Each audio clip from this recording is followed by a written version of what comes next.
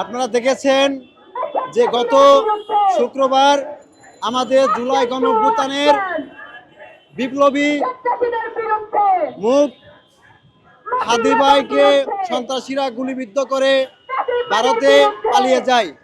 কিন্তু আমাদের নিরাপত্তা প্রদানকারী স্বরাষ্ট্র উপদেষ্টা এ নিয়ে কোনো কর্ণপাত করেননি।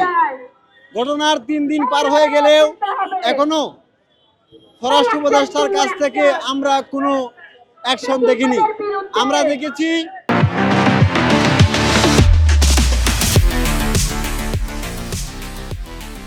স্বরাষ্ট্র উপদেষ্টা আলু পেঁয়াজ নিয়ে কঠোর অ্যাকশনে গিয়েছেন।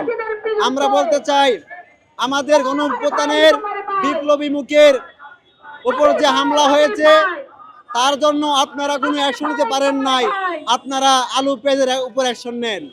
আমরা বলতে চাই, এই অথর্ব উপদেষ্টা আমাদেরকে নিরাপত্তা প্রদানে পুরোপুরি ব্যর্থ হয়েছে। উনার সীমানা উনি অতিক্রম করেছেন। তাই আমরা দাবি জানাই, এই অথর্ব উপদেষ্টাকে অনতিবিলম্বে পদত্যাগ করে দায় স্বীকার করে জাতির কাছে ক্ষমা চেয়ে তিনি বিদায় নেবেন। অন্যথায় ছাত্র জনতা ওনাকে টেনে হিচড়ে ক্ষমা চেয়ে থেকে ওনাকে নামাবে।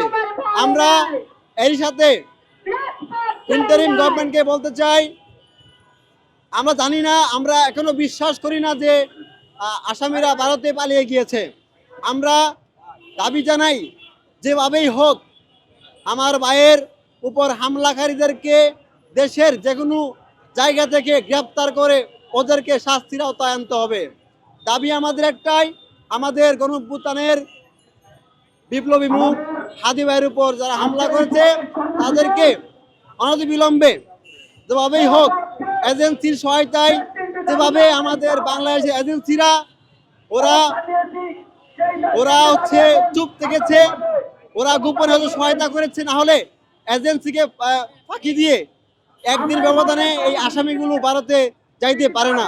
আমি বলতে চাই, এজেন্সি যেভাবে গোপনে কাজ করেছে সেভাবেই এজেন্সির মাধ্যমে গোপনে ওদেরকে বাংলাদেশে এনে ওদেরকে শাস্তির আওতায় আনা হোক।